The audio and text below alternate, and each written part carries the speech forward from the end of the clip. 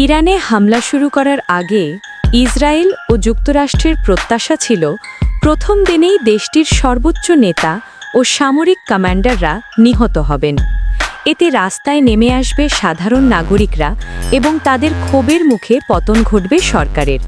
কিন্তু তা সম্ভব হয়নি, বরং গত ২৮ ফেব্রুয়ারি থেকে অব্যাহত বিমান ও ক্ষেপণাস্ত্র হামলার মুখেও শাসন ব্যবস্থা দীর্ঘভাবে টিকে রেখেছে ইরান। এক পর্যায়ে পরিকল্পনা পরিবর্তন করে স্থল হামলা চালিয়ে দেশটি দখলের চিন্তা করলেও তা মার্কিন সেনাদের দিয়ে সম্ভব হবে না। তাই ট্রাম্প এবং নেতানিয়াহু ইরানকে দখলে নিতে ইরাকের কুর্দি যোদ্ধাদের প্রস্তুত করতে সকল ধরনের সহায়তা করেছিল।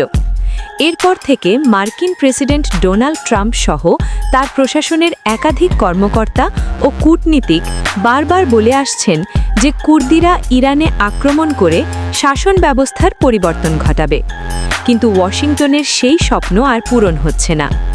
যুক্তরাষ্ট্রের সবচেয়ে কাছের মিত্র যুক্তরাষ্ট্র, কানাডা, জার্মান, ফ্রান্স সহ ইউরোপীয় দেশগুলো একে একে ট্রাম্পকে ছেড়ে গেছে। এবার কুর্দিরাও সাফ জানিয়ে দিয়েছে তারা ইরানে হামলা করবে না।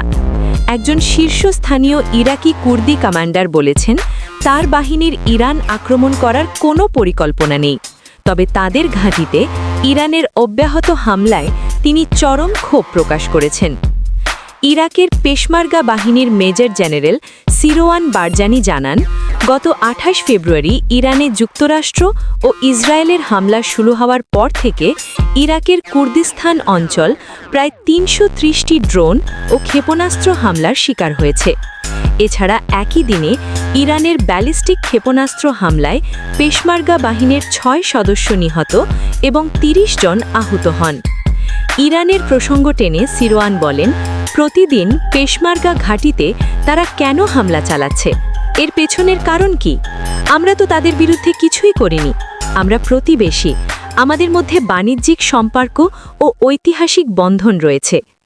এদিকে ইরাক এবং মিত্র দেশগুলোকে ইঙ্গিত করে ইরানের সংবাদ মাধ্যমে প্রকাশিত বক্তব্যে প্রেসিডেন্ট পেজেশকিয়ান সাম্প্রতিক সময়ে হওয়া হামলার ঘটনাগুলোর জন্য প্রতিবেশী দেশগুলোর কাছে দুঃখ প্রকাশ করেছেন।